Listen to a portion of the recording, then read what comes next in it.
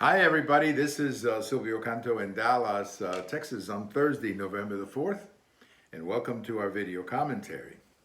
Well, I think you've seen a lot of Senator Manchin in the news lately. Senator Manchin, of course, a Democrat from West Virginia, a man who represents a very conservative state, West Virginia, a state that voted, I think, for Trump by 39 points. The only Democrat who can win an election in Virginia or West Virginia is apparently Senator Manchin. And, he is obviously a very conservative Democrat.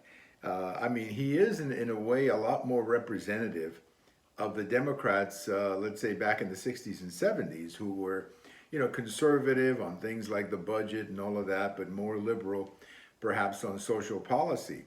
But he has become an extremely important vote in just about anything, because when you have a 50-50 Senate, the Democrats cannot afford to lose one seat. Because, the only way they can pass something is if they get 50 votes and then it goes to the vice president and the vice president breaks the tie. That's the only way that anything can pass in the U.S. Senate today. So Senator Manchin, whatever he says, people have to take very seriously. One of the things that he's been saying, and I totally agree with him, is that we need to slow down some of the spending. We just need to take a little break. He mentioned something today in an interview with NBC where he said that, look, we have spent $5 trillion over the last year and a half, much of it, of course, directed to COVID. And all that money has gone into our society.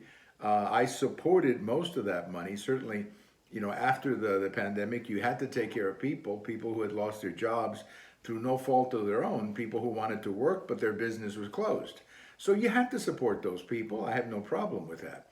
But at some point, you got to slow down a little bit and tell people to go back to work, because what we are doing, just flooding the market with money and money and money, is having an inflationary impact. And if you want to know what I'm talking about, just go shopping. Go shopping for food tomorrow morning, and you're going to see exactly what I'm talking about. Now, the price of gasoline is also going up, and that's not a good thing either. So Senator Manchin is right. He's saying to people, look, let's slow down. Let's think about this. Let's look at the numbers. Let's study the numbers. Let's make sure that everything adds up before we dump all this money into our economy. He's 100% correct. Now, he's catching a lot of flack from Democrats who, there was even one Democrat who was calling him a racist, which is, again, that's one of the ugly things that is happening in our politics today, that every time you disagree with somebody, they call you a bad name like that, which is unfair. But I think Senator Manchin is 100% correct. We've got to make sure that these numbers add up. We've got to make sure that what we are voting for is, in fact, something we know what we're voting for. And he's not happy. And my guess is that he's gonna stick to his position. Again, he represents West Virginia, so there's no urgency in West Virginia to support anything signed by President Biden.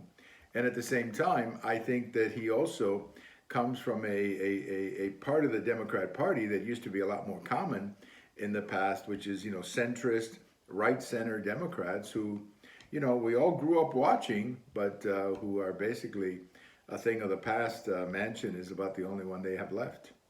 Thank you for watching. And if today is your birthday, happy birthday. Bye-bye, everybody.